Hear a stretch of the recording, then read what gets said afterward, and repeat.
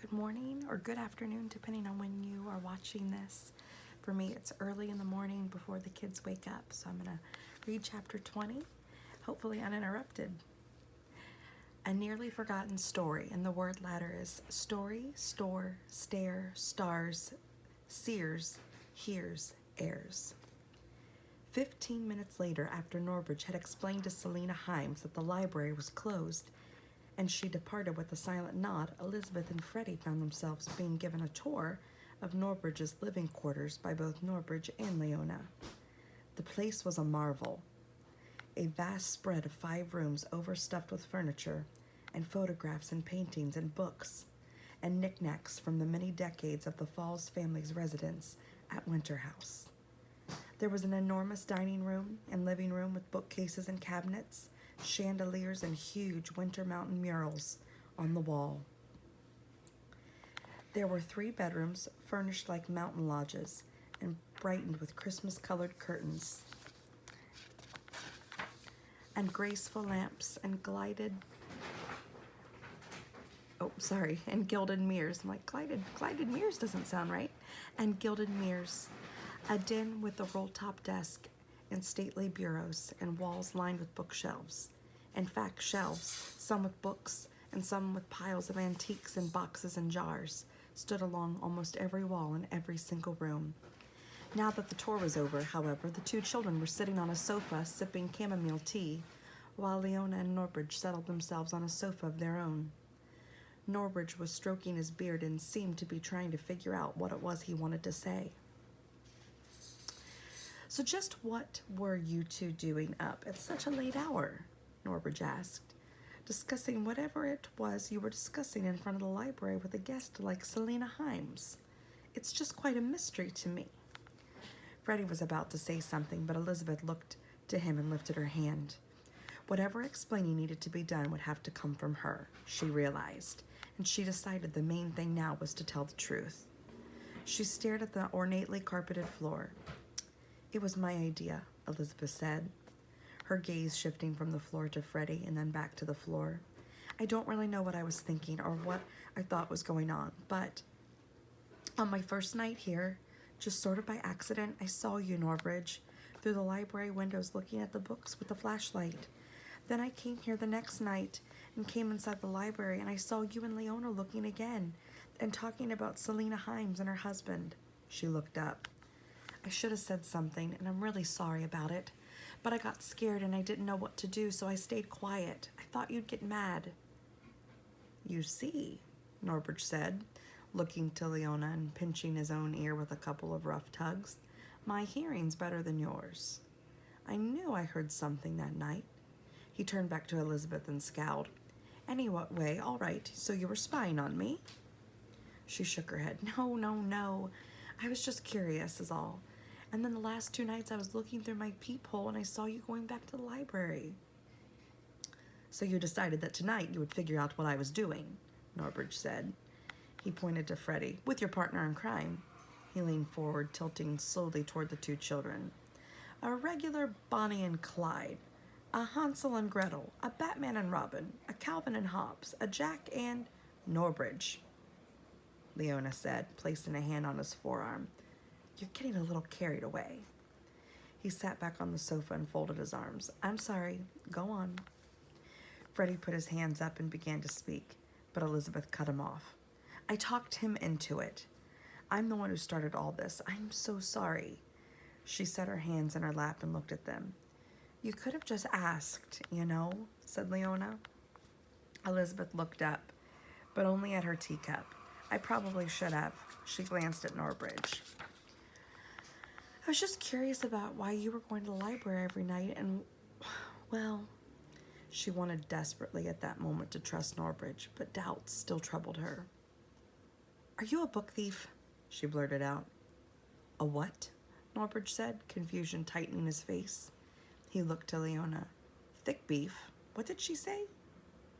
"A book thief? Me?" Leona began to laugh. "This gentleman here has never stolen so much as an extra cookie, as far as I know," she said to Elizabeth. "Why are you asking if he's a book thief?" "It's what Marcus Q. Himes told me a couple days ago," Elizabeth said. I'm sorry, Norbridge, but that's what he said, that you were a book thief and that you kept stolen books in the library. Setting her front teeth firmly on her bottom lip, she looked to Freddie as if to confirm she wanted to get this fact out in the open once and for all. He said that? Norbridge asked, and Elizabeth explained, telling him how Marcus Q. Himes had given her his business card, how the strange couple had been on the bus and upon arrival at Winter House, how Samson had argued with them in the corridor that first night, and how the cleaning lady had told her that they didn't want anyone in their room. Leona's face became stony as she listened, and Norbridge looked a shade or two more severe. Elizabeth felt bad about upsetting the two of them with all these troubling facts, but now that she'd started, she wanted to explain all that she had learned about the Himeses. And to top it off, she said, yesterday I saw them in the portrait gallery, talking to the portrait of your sister. Norbridge swiveled his head to meet Leona's stunned gaze. Gracella? Norbridge said quietly. The room went silent. Elizabeth took Marcus Q. Himes' card out of her pocket and handed it to Norbridge. He glanced at both sides quickly and passed it back to her without a word. Is everything okay? Freddie said. Norbridge stood abruptly, walked over to the door to his kitchen, though his movements seemed aimless, as though he'd become too agitated to sit and just needed to walk about for a moment. Elizabeth was beginning to feel even worse. She felt maybe she'd revealed too much, and then on top of the surprise of finding her and Freddie and Selena outside the library, Norbridge was now becoming overwhelmed with concerns. Oh, good morning, Savannah. One up. I'm sorry for going on so much, Elizabeth said. I just thought you should know. Norbridge turned sharply. I'm glad you told me. Very glad. May I ask if any of it connects to why you've been going to the library? Elizabeth said. Norbridge moved slowly to the sofa and sat back down next to Leona. I'll tell you why I've been going to the library. It's because of the book. The book, Elizabeth said. The way he'd said the words made it sound ominous. Leona looked to Norbridge. It's a long story, she said, haltingly, as if to caution him against proceeding. Maybe we should... Norbridge interrupted her. I'll be brief. He cleared his throat, sat back, and began. When my grandfather, Nestor Falls, was building Winter House, he had some help from a good friend of his who had traveled here from the Far East. The two men had been soldiers together over the years before. Travelers, searchers. They even spent some time in a monastery, apparently. The one on the puzzle in the lobby? Elizabeth said. The very one, Norbridge said. Anyway, after Nestor came back to this part of the world, this friend of his stayed overseas and, according to Nestor, became interested in learning about certain types of philosophy and religion. Even a little bit of magic, though Nestor himself wasn't much of a believer in that sort of thing. When this friend of my grandfather's came here, he proposed a little game based on some beliefs he had about good and evil and how it's up to us to choose which path we want to take. He told Nestor he could create some sort of puzzle with a key, piece of it being a magical book left in the library. The book would be one part of a larger puzzle, he claimed, and if it were solved by someone good and true, Winter House would be a place of joy. You might say indefinitely. A place people will be drawn to for its good cheer, for the way it helped them to renew their own contentment. Norbridge was speaking softly and steadily. He'd become more serious than Elizabeth had seen him thus far, and she was enthralled.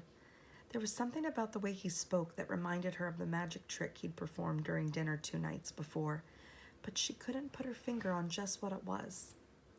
Of course, my grandfather thought his friend was a bit crazy, Norbridge continued. Who would believe that kind of story? But there must have been something to it all, or else Nestor would have forgotten about it right away. Instead, he passed the tale down to my father, who in turn passed it down to me. Virtually everyone in our family was aware of it, in fact. And in a nutshell, the version I know is that this book, or as it's come to be known, the book, with a capital T and a capital B, has some sort of power over all of Winter House, if it's ever discovered. Also, as Nestor understood it, someday it will be discovered, but only by a member of the Falls family. That's about it, Norbridge said with a shrug. Elizabeth turned over the details in her mind. Do you mean to say that you've been looking for the book the last few nights? I have, Norbridge said. I can't explain it. But over the years, there have been times when I just get a feeling that I need to look for the thing. It's almost as if I'm on the verge of discovering it, and I'm going through one of those times right now, but I don't know why. I'm afraid I'm not much help, Leona said. Of course, I'm familiar with every book in the library, and I can't say I have any idea which one it might be. I've looked too.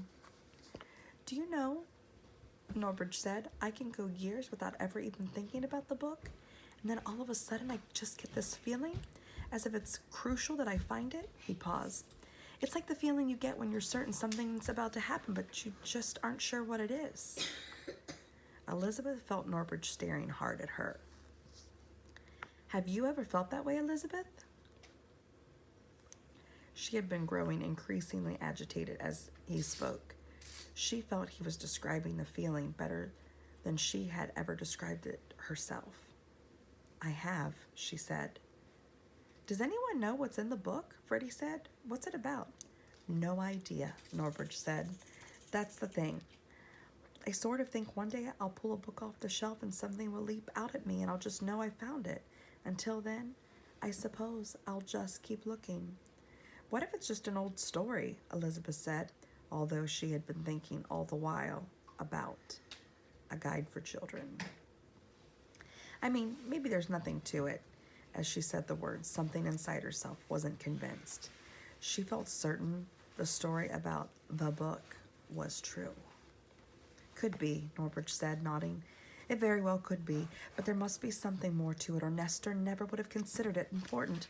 I just don't know why this certainty keeps coming over me, and why it's never disappeared. My father sometimes said that Nestor believed the story more than he let on. I don't really know if we'll ever learn the truth. Norbridge stood and took in a deep breath. Well, anyway, he said, our little mystery has been cleared up, and it's very late. He looked at Elizabeth and Freddie, his eyes indicating it was time for them to return to their rooms. Do you think the Himes are trying to find the book too? Elizabeth said. Norbridge studied her for a moment. We get all types here, you know, and people are drawn to our famous library. I'm sure it's just a coincidence, though it's not entirely possible that they have heard about the book somehow. Still, I need to ask both of you to stay away from those two.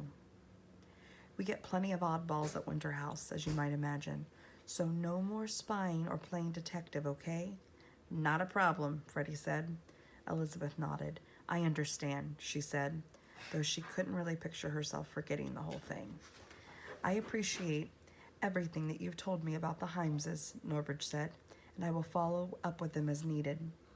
Leona yawned. Oh, this tea is making me tired.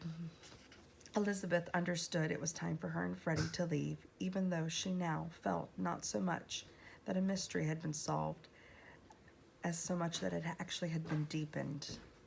Well, again, I'm really sorry to have caused any problems, Elizabeth said. I apologize.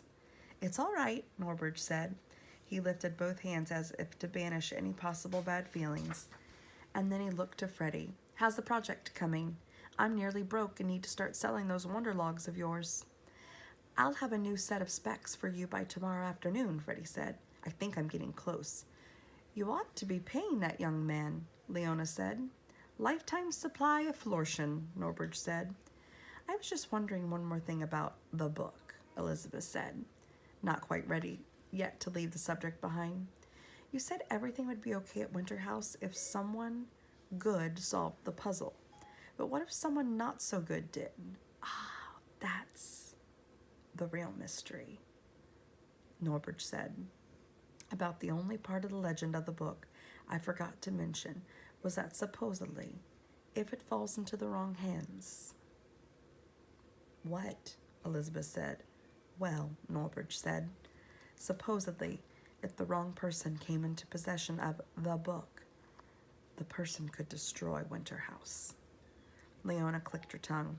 You're going to end up giving these two nightmares.